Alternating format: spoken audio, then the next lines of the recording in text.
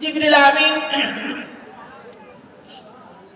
আমিন মিকাইল আলাইহিস সালাম দুজন নবীজিকে একদিন ঘুমের ভিতরে নবীজি খাবে দেখে কে জানি দুইজন লোক দুইটা ডানা ধরে বিশাল ময়দানের দিকে নিয়ে যায়। নবীজি একদিন ফজরের নামাজের বাদ সাহাবীদেরকে উদ্দেশ্য করে বলেন, তোমরা কেউ তোমাদের মধ্যে কেউ কোনো স্বপ্ন দেখেছো নাকি? এগুলো জানতেন, খোঁজ খবর নিতেন। নবী করিম সাল্লাল্লাহু আলাইহি ওয়াসাল্লাম অভ্যাস অনুযায়ী জানতে চাইলেন তো কেউ কোনো কথা বলে না। নবীজি বলে, তাবরানী শরীফের মধ্যে আসছে, মাজমাউজ জাওয়ায়েদের মধ্যে আসছে, হাদিসের মধ্যে আসছে, ওই মাদ্রাসায় বেহেশতের জিওরের মধ্যে পড়ানো হয়। সেখানে লিখছে, তাবরানীতে লিখেছে, নবীজি অভ্যাস অনুযায়ী সাহাবীদেরকে জিজ্ঞাসা করলেন, হে আমার সাহাবীরা, কেউ কোনো খাব দেখছো নি? বলে, ইয়া রাসূলুল্লাহ, আমরা তো কেউ দেখি নাই। নবীজি বলে, আমি আজ একটা খাব দেখেছি, এমন খাব যদি না বাস্তব হয়ে যায় আমার উম্মতের কি উপায়। এমন এক খাব দেখলাম, দুইজন ব্যক্তি আমাকে ধরে বিশাল এক ময়দানে নিয়ে চলে যাচ্ছে। আমি জিজ্ঞাসা করলাম, আপনারা কারা? বলে, সামনে চলেন। সামনে চলতে চলতে চলতে চলতে দেখি একজন লোক বসা আর একজন ব্যক্তি দাঁড়ানো। বসা ব্যক্তিকে দাঁড়ানো ব্যক্তি ছুরি দিয়ে গালের এক পাশ থেকে ডান পাশ থেকে কেটে ঘাড় পর্যন্ত যায়, এ পাশ থেকে কেটে আবার বাম পাশে আসে, ডান পাশে যায়, বাম থেকে ডানে আসতে আসতে আবার বাম সেরে যায়। এভাবে তাকে কর্তন করা হচ্ছে, কাটা হচ্ছে, গালছি চেরা হচ্ছে। নবীজি এই অবস্থা দেখে দেওয়া হলো। নবীজি বলেন, আমি জিজ্ঞাসা করলাম, এটা কারা? তারা দুইজন বলে, সামনে চলো। আমি সামনে চলতে লাগলাম। চলতে চলতে যাই দেখি একজন ব্যক্তি মাটিতে আর কয়েকজন ব্যক্তি দাঁড়ানো। তাদের হাতের ভিতরে পাথরটা ওই ব্যক্তির মাথার উপরে মারার সাথে সাথে মাথা ভেঙে চূর্ণ বিচূর্ণ হয়ে যাচ্ছে। আবার যখন পাথর কুড়া আনতে যাচ্ছে, মাথা আবার ভালো হয়ে যাচ্ছে। এই অবস্থা দেখে আমার আশ্চর্য লাগলো। আমি জিজ্ঞাসা করলাম, এরা কারা? তার যেমন না, আমি আশ্চর্য হলাম। ওই দুজন ব্যক্তি বললেন, সামনে চলো।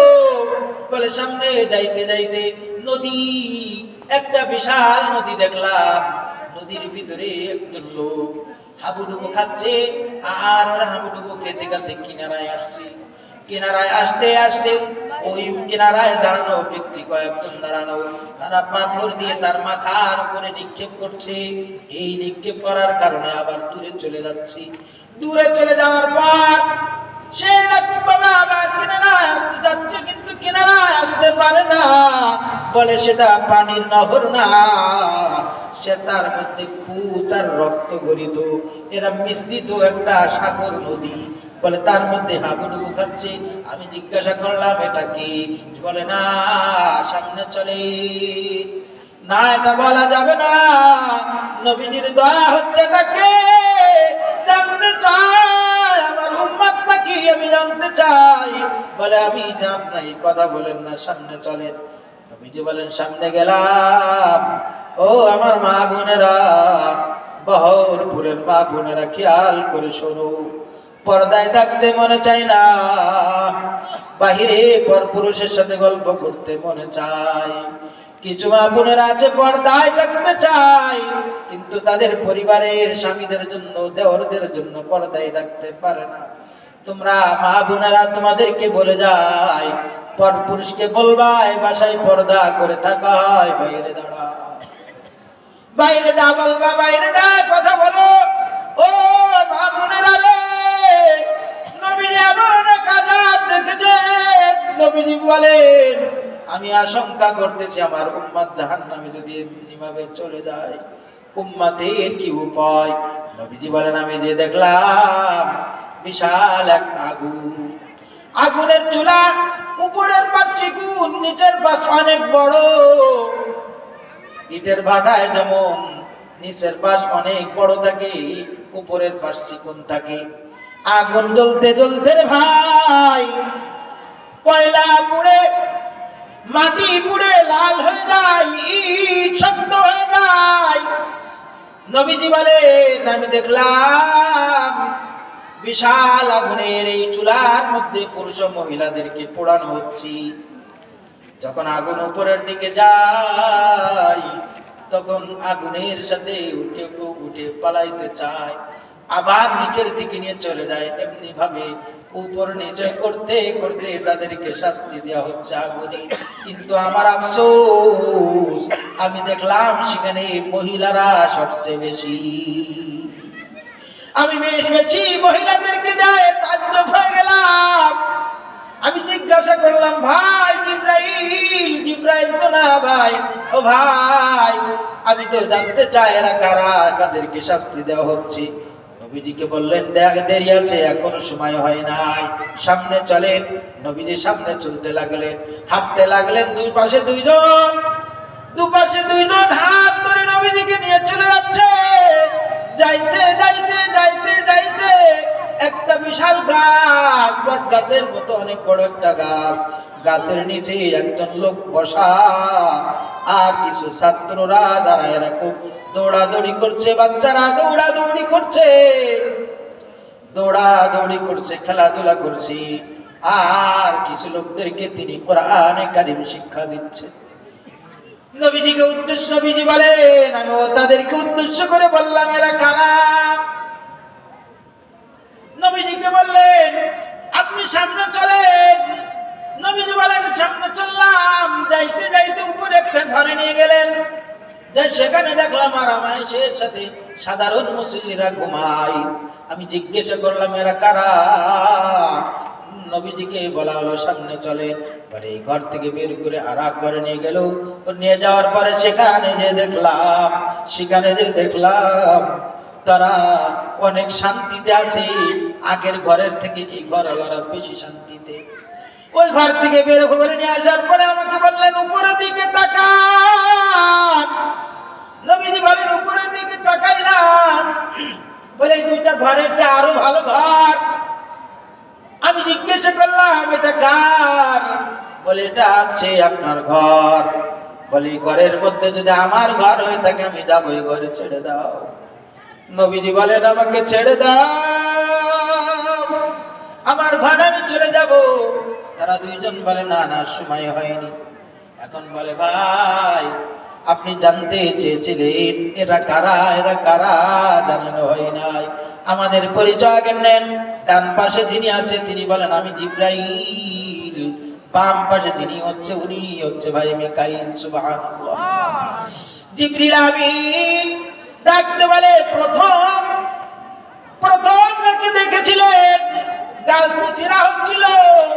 ও উম্মতের মধ্যে মিথ্যাবাদী, ও মিথ্যা কথা বলতো, কথায় মিথ্যা কথা বলতো, কথায় মিথ্যা কথা বলতো। মিথ্যা কথা বলার কারণে অন্য মানুষ ঝামেলায় পড়ে যাইতো। বলতো ভাই টাকা নিয়েছে, আগামীকাল দেবো, তুমি চিন্তা করো না। আগামীকাল চলে যায় আর তারপরের দিনও চলে যায়, তার খবর থাকে না। আগামীকাল করতে করতে তাকে খবর পাওয়া যায় না। মিথ্যা কথা বলে। এই মিথ্যা কথা বলার কারণে মানুষ বিপদের ভিতরে থাকে। বলে এই মিথ্যা কথা বলার কারণে আল্লাহ রাব্বুল আলামিন মিথ্যাবাদীকে শাস্তি দেওয়ার জন্য, মিথ্যাবাদীকে শাস্তি দেওয়া হবে। মিথ্যাবাদীকে শাস্তি দেওয়া হচ্ছে তার ডান গাল চিরা হচ্ছে, আবার বাম গাল চিরা হচ্ছে। এই শাস্তি কিয়ামত পর্যন্ত তার চলবে। বা মিথ্যা কথা বলবা না সত্য কথা বলবা? আর ভাইরা আমার, বহরপুরের মুসলমান, মিথ্যা কথা বলবো না সত্য কথা বলবো? জোরে বলেন সত্য কথা বলবো না মিথ্যা বলবো? এ মা বোনেরা, আজ থেকে প্রতিজ্ঞা করে নাও কোনোদিন মিথ্যা কথা বলবো না, মিথ্যার ধারেও যাব না। জীবন চলে যাবে, মিথ্যা বলবো না। মিথ্যার জয় নাই, সত্যের জয় আছে। কথা বলেন ঠিক কিনা? সত্যের জয় আছে, মিথ্যার জয় নাই। ওয়াকুল জাআল হাক্কু ওয়া যাহাকাল বাতিল ইন্নাল বাতিলা কানা যাহুকা। বাতিল মিটে যাবে, মিথ্যা চলে যাবে, হক দাঁড়ায় থাকবে। কথা বলেন ঠিক কিনা? এজন্য নবীজি বলেন তার গাল চিচেরা হচ্ছিল মিথ্যাবাদী। দ্বিতীয় নাম্বার যাকে পাথর দিয়ে মাথায় মারা হচ্ছিল সে ব্যক্তি হচ্ছে জামানার আলেম ব্যক্তিরা নামাজ ঠিক মতো পড়তো না।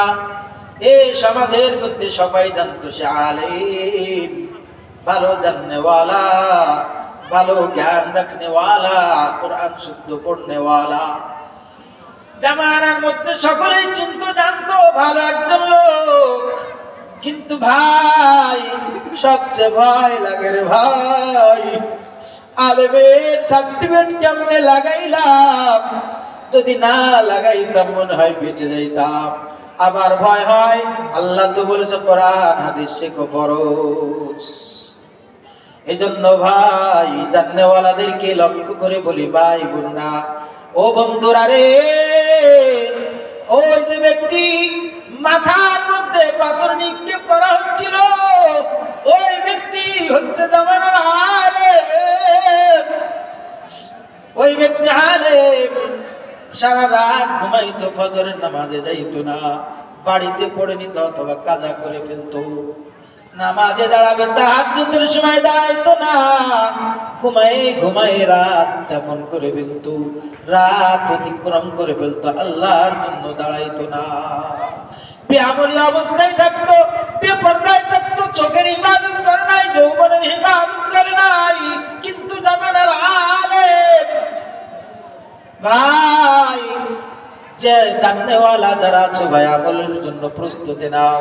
বলে নদীর ভিতরে যার সাবুডুবু খাচ্ছিল আর একজন পাথর মারতেছিল, এটা কি? বলে সুদ খায়, ঘুষ খায়, ঘুষ খানেওয়ালা, সুদ খানেওয়ালা। নদীর ভিতরে, রক্তের নদীর ভিতরে তাকে হাবুডুবু খাওয়া হচ্ছিল। বলে সন্তান লালন পালন করতে যে, চাকরি বাকরি করতে যে সুদ খেয়েছিল, লালন পালন করেছে সন্তানকে, বিবি বাল বাচ্চাকে লালন পালন করেছে হারাম টাকা দিয়ে, ওই সন্তান কোনোদিন নেককার হতে পারে না। কথা বলে, ওই সন্তান কোনোদিন ভালো হতে পারে না। সুদকে ঘুষকে সন্তান লালন পালন করলে ওই সন্তান কোনোদিন আলেম হয় না। ওই সুদ যে খায়, ঘুষ খেয়েছে, তার জন্যই বিপদ। বলে একটু আগে পরে যে দেখলাম যারা আগুনের ভিতরে পড়তেছি, তারা কারা? বলে তারা হচ্ছে জিনাখোর, তারা হচ্ছে জিনাখোর পুরুষ ও মহিলা। ওয়ালা তাকরাবুজ জিনা ইন্নাহু কানা ফাহিশাতাও ওয়া সাআ সাবিলা। নবীজির কাছে আল্লাহ রাব্বুল আলামিন মিরাজের রজনীতে 14টা নামাজ ও 15টা মিশন দিয়েছিল। কয়টা? শুধু নামাজ নিয়ে আসেনি নবীজি, জানেন তো? আমরা জানি শুধু 5 ওয়াক্ত নামাজ আল্লাহ রাসূল মেরাজের রাতে আনছে না, 15টা মিশন নিয়ে আসছে। কয়টা? 3 পাঁচা 15টা, 14টা সূরা বনি ইসরাঈলের মধ্যে 15টা। আর নামাজের ব্যাপারে প্রায় 80 বেশি আয়াত আছে। তো রাত্রে ওই মেরাজের রাত্রে নামাজ নিয়ে আসছে, তার মধ্যে আরো 14টা আছে। 14টার একটা হলো ওয়ালা তাকরাবুজ জিনা, জিনা সম্পর্কে জানাই দিবে। জামানার লোক যারা এই খারাপ পথে চলবি রে, এই বহরপুরের লোক এই খারাপ পথে যারা চলবি, তাদের জন্য আগুন অপেক্ষা করছে। বলে সমাজের মধ্যে এমন লোক যদি কেউ থাকে, তাকে বুঝাও, তাকে তওবা করাও, আর যেন এই পথে আর না হাঁটে। ওই মহিলাকেও বুঝাও, বাইরে তুই আর এই কাজ করবি না, তোরে কিন্তু আল্লাহ জাহান্নামে দিবে। ওই আগুনের মধ্যে তুই কেমনে থাকবি, আমাদের সহ্য হয় না। কোন সন্তান যদি আগুনের মধ্যে পড়ে যায়, মা বাবা দেখে দৌড়ায় যায়, এলাকার লোকেরা দৌড়ায় যায়। কারণ বাড়িতে যদি আগুন লেগে যায়, সবাই বলে আগুন লেগেছে, জলদি করে আয়। সবাই দৌড়ায় যায়, পানি মেরে মেরে ঠান্ডা করে দেয়।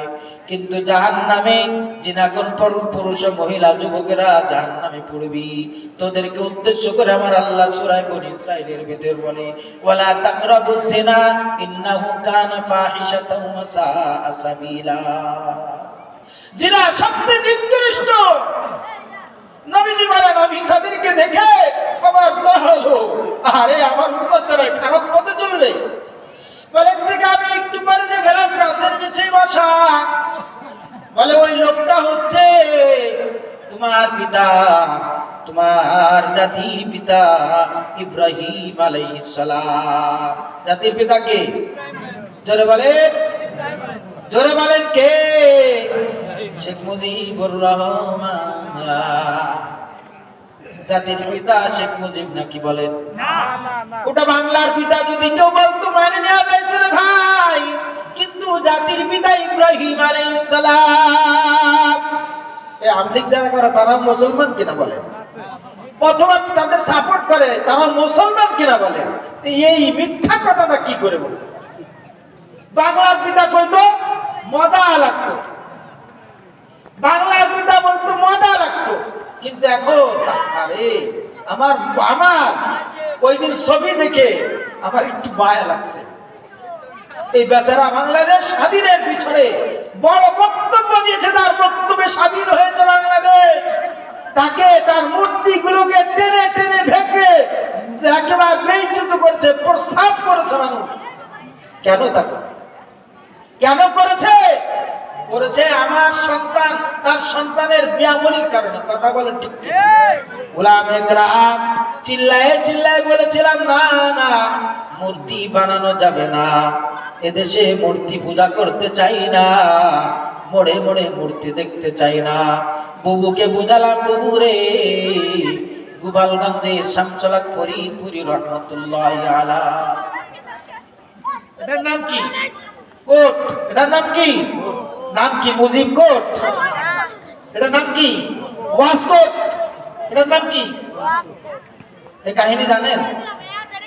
আমি শেখ মুজিবুর রহমানকে মহব্বত করি ভাই। কিভাবে মহব্বত করি জানেন?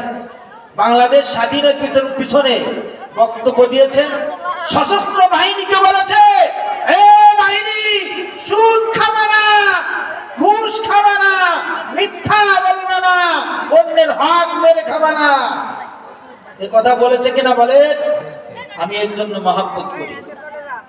কিন্তু কিন্তু তার মেয়ে বোঝে নাই। ওলামা একরাম বারবার বোঝাইছে, বোঝে নাই। শামসুলাক ফরিদপুরি রহমতুল্লাহ আলাইহি, শামসুলাক ফরিদপুরি রহমতুল্লাহ নাম শুনেছেন? এই বাইতুল মোকাররমের আগে যে খতিব ছিল রুহুল আমিন সাহেব, ওনার বাবার নাম ছিল শামসুলাক ফরিদপুরি রহমতুল্লাহ আলাইহি। লালবাগে শেখ মুজিবুর রহমান সাহেবের বাবা বলছিলেন যে তোমার এক দাদা লালবাগে থাকে, তুমি তো কলকাতায় কনফারেন্সে যাবা, তুমি দোয়া নিয়ে যাও তোমার দাদার কাছ থেকে। তো দাদার কাছে দোয়া নিতে গেছে, দাদা দোয়া নিতে গেছে, যাওয়ার পর দেরি হয়ে যাচ্ছে না, দাদা দোয়া নিতে গেছে দাদার কাছে। এখন দাদা বলতেছে তুমি তো যাবা, তোমাকে কি হাদিয়া দেব? তো দেখো ওই যে কয়টা কোট আছে, তোমার যেটা পছন্দ হয় সেটা নিয়ে যাও। শেখ মুজিবুর রহমান ছিলেন তাগড়া জওয়ান, উনিও এরকম তাগড়া জওয়ান ছিল। তো কালো একটা কোট সাদা কাপড়ের, সাদা পাঞ্জাবির উপরে লাগাই দিছে। এখন নাম হয়ে গেছে, ওই সময় থেকেই ছাপানো হয়ে গেছে, এই ভিডিও হয়ে গেছে, সকলে জানে ওটা মুজিব কোট। ওই কোট না গায়ে দিলে আমলিকের পরিচয় হয় না। আরে বেটা, ওটার নাম হলো ওয়াসকোট, ওলামা কোট। নাম কি? ওয়াসকোট, ওলামা কোট। কিন্তু কালের পরিবর্তে ওটার নাম শেখ মুজিব কোট হয়ে গেছে। এখন ভাই বড় দুঃখ লাগে, উলামা একরাম আমাদের বুজুর্গানে দ্বীন শেখ হাসিনার কাছে যে বারবার বুঝিয়েছিলেন, আপনি মূর্তি বানায়েন না, আমরা তাকে ইজ্জত করি, ঘরে ঘরে মূর্তি রাখার ব্যবস্থা আপনি করেন না, কিন্তু শোনে নাই ভাইরা আমার। কিন্তু আমাদের উলামা একরামের কথা না শোনার কারণে আজ বেইজ্জতি হয়েছে। আল্লাহ তাকে মাফ করুন, সকল বলে আমিন। ভাইরা আমার, নবীজি ডাকতে বলেন গাছের নিচে বসা। এই বেচারা মুরব্বী হলেন, তোমার জাতির পিতা ইব্রাহিম আলাইহিস সালাম। বলে সামনে যারা বসা, খেয়াল করে শোনেন রে ভাই, সামনে যারা বসা তারা হচ্ছে ওই সমস্ত বাচ্চারা যারা মা বাবার আদর যত্ন পায় নাই, মা বাবাকে চেনে নাই, মা বাবাকে চিনতে পারে নাই, মা বাবাকে চিনে মা বাবার আদর যত্ন পায় নাই, ছোট্টবেলায় মারা গেছে, নাবালিগ অবস্থায় মারা গেছে, আদর যত্ন পেয়ে বালিগ হওয়ার সুযোগ তার হয় নাই। যে সমস্ত সন্তান মারা যায়, বাবা আদম না, বাবা ইব্রাহিম আলাইহিস সালামের কাছে তাদেরকে কোরআন শিখায়, তাদের আদর যত্ন দিয়ে আল্লাহ তাআলা আলমে বরজাকে তাদেরকে লালন পালন করে নাই। সুবহানাল্লাহ। কোন ভাই যদি সন্তান হারায় থাকে, তার ব্যথা তো তার কাছে ভাই। কোন মা যদি কোন সন্তান হারায় থাকে, সে মায়ের অনেক ব্যথা ভুগি। পৃথিবীর মধ্যে বাবার কাঁধে সন্তানের লাশ সবচেয়ে বড় বোঝা, কথা বলেন ঠিক কিনা? যে মা সন্তান হারায় ফেলেছে, যে বাবা সন্তান হারায় ফেলেছে, সেই জানে যে কত জ্বালা। ও ভাই, বাবা আদম আলাইহিস সালাম, হযরত ইব্রাহিম আলাইহিস সালাম ওই বাচ্চাদেরকে আদর যত্ন দিবে আর তাদেরকে লালন পালন করবে। আল্লাহর কালাম শিখতে পারে নাই, এই আল্লাহর কালাম শেখানোর জন্য বাবা ইব্রাহিম আলাইহিস সালামকে লাগাই দিয়েছে আল্লাহ। বলছে তাদেরকে আমার কালাম শিখায় দাও। বলবেন কালাম তো নাজিল হয়েছে নবী মুহাম্মাদের উপর, এই আদম এই হযরতে বাবা ইব্রাহিম কি করে জানবে?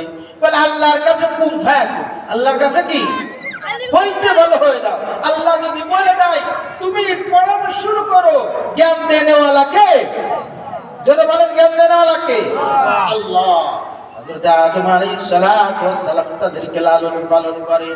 যারা সন্তান হারায় ফেলেছেন তাদেরকে সান্ত্বনা দিচ্ছি রে ভাই, আপনি কতটুকু লালন পালন করতেন? ওই সন্তান তো জান্নাতি, ময়দানে হাসরে ওই নাবালিগের কারণে হয়তো নাজাতের ফয়সালা হয়ে যাবে। সুবহানাল্লাহ। দ্বিতীয়বার জিবরিল আমিন মিকাইল জিবরিল বলে ভাই, ওই যে প্রথমবার দেখেছিলেন এই ঘরটা সাধারণ মুসল্লিদের জন্য, 5 ওয়াক্ত নামাজ পড়েছে, পর্দা অনুযায়ী চলেছে, হালাল হারামের পার্থক্য করে চলতে পারছি, এমনিভাবে ঈমান নিয়ে রওনা হয়েছে, কবরের পথের যাত্রী হয়েছে, ওই ঘরটা তাদের জন্য। বলে এই ঘরটা এত সুন্দর, এই চক্ষু আমি কোনদিন এত সুন্দর ঘর দেখি নাই। সুবহানাল্লাহ। জোরে বলেন সুবহানাল্লাহ। বলে দ্বিতীয় ঘরে গেলাম, জিজ্ঞাসা করলাম ওটা কার? জিবরিল আমিন বলে ভাই ওটা হলো শহীদদের ঘর। প্রথম যে বলেছিলাম শহীদদের মর্যাদা কোথায়, ওটা হচ্ছে শহীদদের ঘর, যারা ইসলামের জন্য, কোরআনের জন্য, আল্লাহর জন্য, আল্লাহর দ্বীন প্রতিষ্ঠা করার জন্য যুদ্ধ জিহাদ করতে করতে শহীদ হয়ে গেছে, তাদের ঘর। বলে ওই যে আপনার দেখানো হয়েছিল ঘর, ওই ঘর আপনার, আর আমি হলাম জিবরিল, উনি হচ্ছে মিকাইল। এই যা দৃশ্য দেখা হলো সব আমার আপনার উম্মতের মধ্যে এমন হবে।